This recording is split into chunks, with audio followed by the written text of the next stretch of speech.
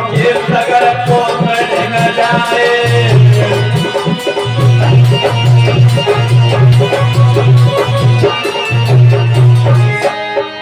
तीनों कन्या रूप बनाई बनाई बनाई पहुंचे सगर पुत्र ढिंग जाए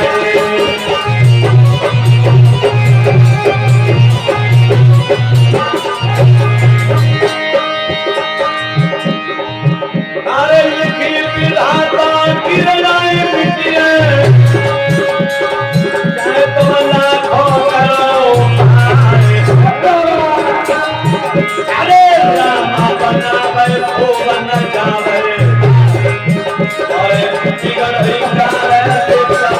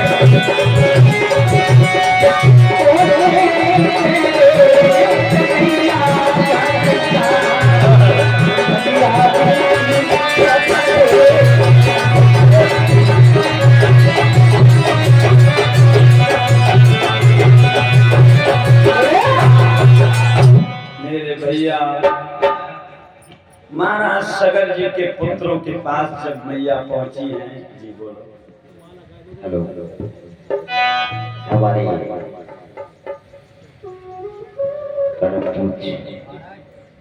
आदर सम्मान के साथ हमारे सहयोग कर रहे हैं जिसमें हमारे जीत सिंह उत्तर प्रदेश पुलिस लाइन से केवल महाशासक शास्त्री जी का नाम सुन के यहाँ पे आए आने के बाद माल्यार्पण किया 101 मुद्राओं का गुरु जी का सम्मान किया और आश्रम में भंडारा के लिए 1100 रुपए का सहयोग दिया है। मैं उनको बार बार बधाई का पात्र हूँ सहयोग लेकिन तन मन धन सब अर्पण गुरु जी के चरणों का जय श्री राम जय श्री जय गनरिया बाबा की जय सब बाबा की कृपा है।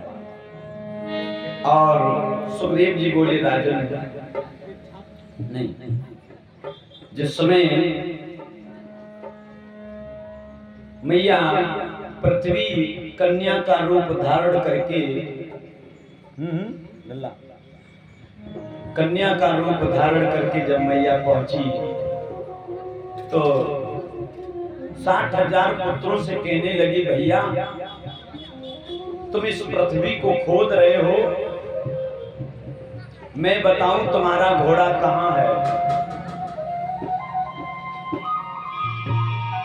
और मैया घोड़े का पता बताने लगे। हे भैया मेरी बात सुनो मैं साची तुम्हें बताती हूँ कपिल मुनि के आश्रम में घोड़ा की बात सुनाती हूँ मैया पृथ्वी बोली भैया कपिल मुनि के आश्रम में आपका घोड़ा बंधा हुआ है, आप चले जाइए। और जो सुना कपिल मुनि के आश्रम में तो 60,000 पुत्र क्रोध में लाल हो गए और कपिल मुनि के आश्रम में जाकर के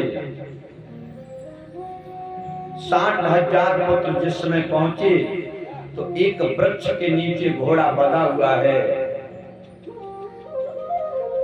सबसे बड़े पुत्र को बहुत क्रोध आया और क्रोध में आकर के कपिल मुनि के जीव ही लात को मारा। सुखदेव जी बोले राजन मारी लात कपिल मुन जाई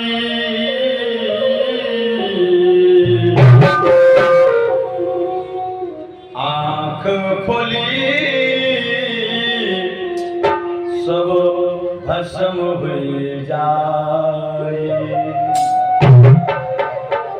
जो ही सगर जी के पुत्र ने लात को मारा और जैसे कपिल मुनि की आंखें खुली, आंखों से इतनी तीव्र ज्वाला निकली कि 60,000 पुत्र बैठे हुए थे सब जल करके भस्म हो गए।